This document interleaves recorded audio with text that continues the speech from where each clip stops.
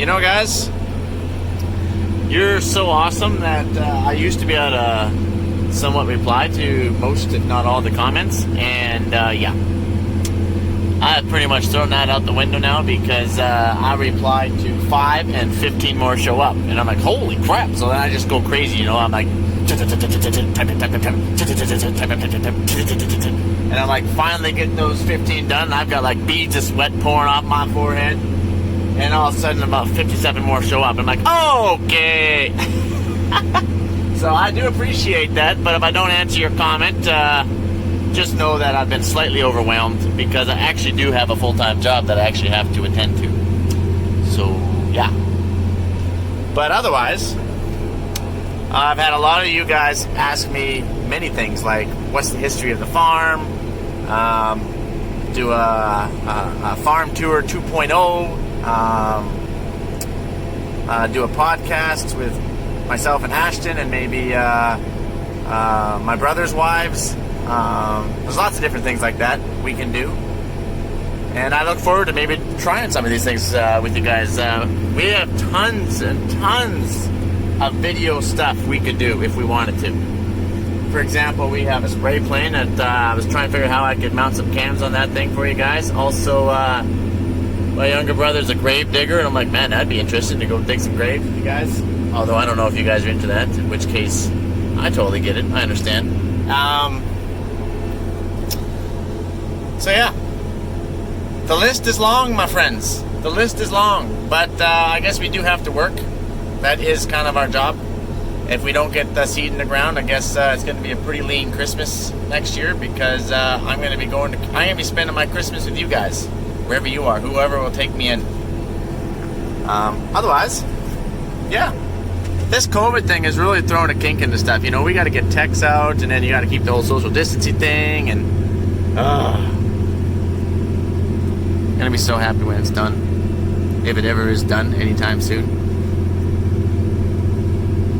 So yeah, oh, and that you guys are like, Mike, I think you have a hole in one of your flex hoses off the bottom of your tank. And I was like thinking to myself, nah, I would have noticed that. Hence, that's why I was doing the walk around with you guys. Nope, I got a hole in there the size of my finger. Ha! So good job, good eye. Good job, good eye, and thanks for informing me of that. My only excuse would be like I'm looking through my phone the whole time. If I don't look through my phone, through everything that I do, my eyes will go other places and you guys will stay in the same place. And that's not good. So that's my only excuse. That's it. That's all I got. So we're nearly done this big field. And they're calling for some rain tomorrow. I'm kind of hoping we're going to get some. I was just talking to Brian with Brian's farming videos down there. He's a cool guy. So I was texting him and he was saying that they've been getting quite a bit of rain down there. Rain is a bit of an issue. They kind of fight rain. And I'm thinking we're the exact opposite. We don't get rain. We can farm for 6 months and not get a rain. So I can't imagine what it's like to have to wait on rain. Although, at least if you're waiting on rain, if there's any silver lining, things are green, if that helps. Up here, if you don't get any rain, it's brown and there's fires. And your ground is cracked so large that you could drop a wrench and lose it. And I'm pretty sure it would hit someone's head down there. I won't say any countries. But, yeah. So just thanks for being cool. Because you guys are cool. Well, guys, I'm just about done this video. They're going to the breakers. Where are we going? Say the butt. Oh. Why? Because. Does it matter? Because that's a lot of little stuff in this country. Yeah, Jared. Come on. Okay, anyway, Jared doesn't want to play together, I guess. So anyway. Every now and then I have alarms come up just because I only have 2 section seating. It's like, man, Mike, your rate's off, right? That's normal. And so as a practical joke, lots of times when my alarm's beeping, I like to key my mic right beside my alarm and let it go beep, beep, beep, or even maybe something that's beeping on the GPS. And then everyone's like, whoa, what was that? Just for fun. I don't know. Maybe I'm kind of weird. I thought it was funny. Maybe it's not that funny. But you can sure get people sometimes. Also, I'm craving an afternoon snack here. It's either the chips, or I think Ashton might have packed me some veggies and dip. Don't get me wrong, I love my veggies and dip, but you're right. I'm gonna make a smart decision this time. I am pretty sure I've sat every direction that I can on this thing because, like I sit like this, like pretty much all day, and then my knees hurt after like 6 hours. So then I'm like this, and surprisingly enough, there's enough heat coming off there, keeps my feet warm, almost too warm. And then pretty soon I'm like this because I'm trying to stretch out, and then pretty soon I'm like this. Oh crap! I'm okay. I'm good. I'm not like that long, no. No. You know, it wouldn't be so bad if John Deere put a better seat in this thing. Like, what is this? Like, I know this thing can move around, but that's a pain. I hate that thing. And where's the air-conditioned seat? You don't want to know what that feels like. I like an AC seat. Come on, John Deere. You know, so we moved from that big field. Yeah, I know, I'm putting this clip together with the big field clip, okay? That's what I have to do. I'm compiling. So, anyway, that there, I'm going to show you, that is the United States of America. And that is how close we are. And I try and farm the no man's land. I want to show you the no man's land. Can I show you guys that? I will show you the no man's land when I get down there, because I keep trying to farm it, because there's technically 150 feet of no man's land. And what that means is, well, I'll just show you. Here we are. So, this here, over there is the field. This particular field that we are on is actually part of I think it's closer to 5,500 acres or something like that. So it's a pretty big field. It's actually the largest field that we have. And over there you can see Ashton, and so it's quite a few miles that way and miles that way. Pretty big block. Anyway, here is the border. That, ladies and gentlemen, is the United States of America. That is ours. That is not ours. This grass is supposed to be about 150 feet, give or take.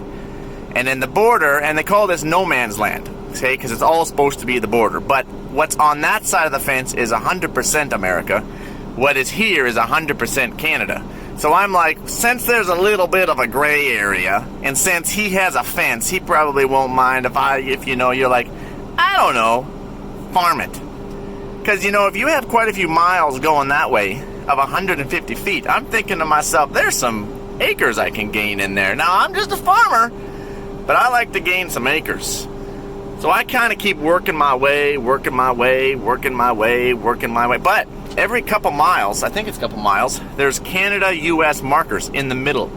They stick it right in the middle of this grass. We don't have one on this particular field, but we do have one a couple miles away. Actually, let's be honest, there would be one a ways up there, but I'm not going to drive 4 miles just so I can show you guys. So, we would have to go around that. Isn't that something to be able to go around that marker and then keep going? So anyway, you definitely don't want to clip that thing off. And so let's go check out America. Let's just put our shoes on here. Alright. So this is it. You're looking at it, 150 feet in here.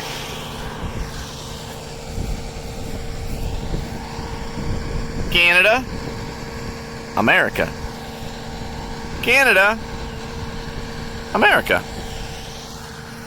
I like to go over here and wave to my neighbors to the south. Hi guys. Believe me, they're watching me right now. Who's watching me? Oh, I don't know, some satellites. They actually fly this border all the time, you guys. Up there you can kind of see, I don't know if you can see that. Up there's some quad tracks. See that? This quad track. They drive this thing with quads, trucks, fly it with helicopters and planes, like all the time. They know that I'm here talking to you. They know exactly what I'm saying. They're listening to my voice through my phone somehow. The problem is I got to go to the bathroom around here somewhere, and I'm probably going to be on their TV screen, so it's a good thing that I'm not shy. So, I know what you think. You're like, man, Mike, that's it? Just an old rickety old barbed wire fence? That's it? How come you don't get people to cross it all the time? Well, I don't know. First of all, there's hardly anybody down here, and our field's like a couple miles that way and miles that way, and it's like any small town, you guys. Everybody knows everybody. Like, I know that neighbor Joe drives a Ford. I know that neighbor Bob drives a GMC. I know these things. So if all of a sudden you see a different vehicle out of the ordinary, well, it's like coffee shop, you know? You know it, except for COVID. COVID's kind of thrown a kink in that. There is no coffee shop anymore. There is no local small town coffee shop. This would maybe be their opportunity. No, but they actually come to our farm as well. And they always drive ghost trucks. Like they're unmarked trucks. They're just a regular truck. Most of the time they're Dodge or GMC. They just drive around, and you'll just see them driving around, and you're like, oh yeah, that's a border patrol. So they know that I'm here. There's Ashton. So like, yeah, you could be like throw a stone across or something, but I don't want to be that guy, because people might think that you're trying to stone your neighbor, and that's not true. We love our neighbors to the south. Much respect, you guys. Although I've never actually met my actual neighbors to the south here. I don't know who they are, because it would be so much fun if they stood there and I stood back here, and we could actually carry on a conversation. At least I think it would be. And then in about 30 minutes, the Border Patrol would show up. No, I'm not joking, they would. If I was to stay here for probably, I don't know, I might give it an hour. If I was here for an hour, I bet you I would see a vehicle coming across the hills, or I would see a helicopter coming and would land. And now that would be awesome for YouTube. Like, don't get me wrong, that would be awesome. But those guys don't have any ha-ha, Canadian or American. They got no ha. I always try and crack some jokes, because I'm a bit of a practical joker. You know, like when you're going through the airport security, and they're like, you're going to have to pat you down, sir. And then I normally make a smart comment. Well, typically, someone buys me supper first. But, and then they're like, sir, you think this is funny? I'm like, I guess not. And then they're like, do you want to go to the back room, sir? And then I wanted to make another smart comment, but I'm like, no. So, yeah. So I'm going to go see you now before somebody comes, or I have a message on my answering machine, which I do not have at home, because that'd be even weirder if I did have one at home all of a sudden. So, adios! Actually, just to touch on the border stuff too again, there actually was a drug bust down here about 30 minutes away from us, probably 3-4 years ago now, I can't remember. This was prior to our wonderful leader making marijuana legal here, because apparently there was high demand for BC bud, so a bunch of guys from BC apparently thought that they could come down to nowhere, Saskatchewan, to cross an old rickety old barbed wire fence into nowhere northern Montana, and it would be easy peasy. But boy, were they wrong. Because the problem is when you're in nowhere southern Saskatchewan and nowhere northern Montana, everybody knows everybody. Why does everybody know everybody? Because you're from a small town. Everyone knows what vehicle Bob's driving. Everyone knows what vehicles Joe's driving. You know everything about everyone, about anything, about all the time, anywhere, here and there, all the time. You do. That's small town. You're famous in a small town. I'm pretty sure there's country songs about that. And so anyway, they got caught. Didn't work out too well for them. And also want to touch that the border agents do drive around in unmarked vehicles, and they do come to your farm, and they're basically, what they're trying to do is they're just basically want to know everybody who farms on the border. They want to come and ask you questions if you've seen suspicious activity. They also, they're trying to get a judge for your character. What kind of person are you? They're just kind of trying to get into your life, I guess, is what I'm trying to say. And I always kind of imagine how these conversations would go. If I was going to have a conversation with one next time they come to the farm, they'd be like, so, Mike, have you ever seen any suspicious activity down there on the U.S. border? Actually, I have seen some unmarked vehicles kind of driving around. They've actually been tramping down some of my crop, to be honest. It's kind of frustrating. Oh, really, Mike? Have you called that in? Well, not really. Mike, why haven't you called that in? Are you hiding something, Mike? Well, it's just because that apparently they're like the border guards. Oh, no, that wouldn't be us. No, that's the Americans. Yes, that's the Americans. Oh, that's funny. Okay. But I'll make a note of that. Yeah, I'll make a note of that. So you're telling me that the Americans are coming up and patrolling our border up here? Well, it's kind of a complicated gray area situation. Anyway, Michael, we have a few questions that we want to ask you. Basically, have you ever had the urge, Michael, to do anything illegal when you were down there? What are you asking me? Are you basically asking me, do I run drugs? No, Michael, we're not asking you if you run drugs, but do you run drugs, Michael? No. Do you run firearms, Michael? No. Michael, have you ever threw your shoe across the fence? There was just that one time. Michael, have you ever threw a stone across the fence? No, actually. Wait, what? Am I being interrogated here? No, Michael, you're not being interrogated here. We're just trying to have a friendly conversation. There's absolutely no need for you to raise your voice like that. I wasn't raising my voice. Michael, we got 3 questions. One is we understand that you're a bit of a YouTuber and do just a little bit of farming on the side, and we want to know, for YouTube reasons, would you ever go down there and engage in maybe activities that we ourselves as an agency would frown upon? Do you ever get that urge, Michael? Michael, stop raising your voice. Do you or do you not ever get that urge? Yes, I do. So you admit that you are engaging in illegal activity. No, I'm not admitting anything. I am not engaging in any illegal activity. Just because you get the urge doesn't mean that you engage on it. Am I being interrogated here? Do I need a lawyer? Michael, you're a Canadian. You don't have any rights. I think I have rights. I think I have a right. I don't know what it is yet. Mr. Mitchell, the second question is, what color of underwear do you wear? And the brand name. Whoa! Excuse me? That is incredibly personal. Michael, we already know it's Calvin Klein. All right, Michael? We already know. We know what you did last night. We saw that. Now, we're not going to judge you because we did not come here to judge you. We are trying to have a very casual, very enlightening conversation so that we can get to know you, Mr. Mitchell, okay? We saw you get that drill stuck last night. Oh, man. I've been sitting in this tractor cab too long, I think. But I apparently like to sit in here and debate conversations back and forth. So, to all you border agents out there, you guys are awesome. Keep up the hard work. And no, I didn't do any illegal activity, so you don't have to come and visit me again. But if you do want to come and visit me again, maybe we'll do it on YouTube this time. All right, you guys. Hit the subscribe button, hit the like button, and I will talk to you later.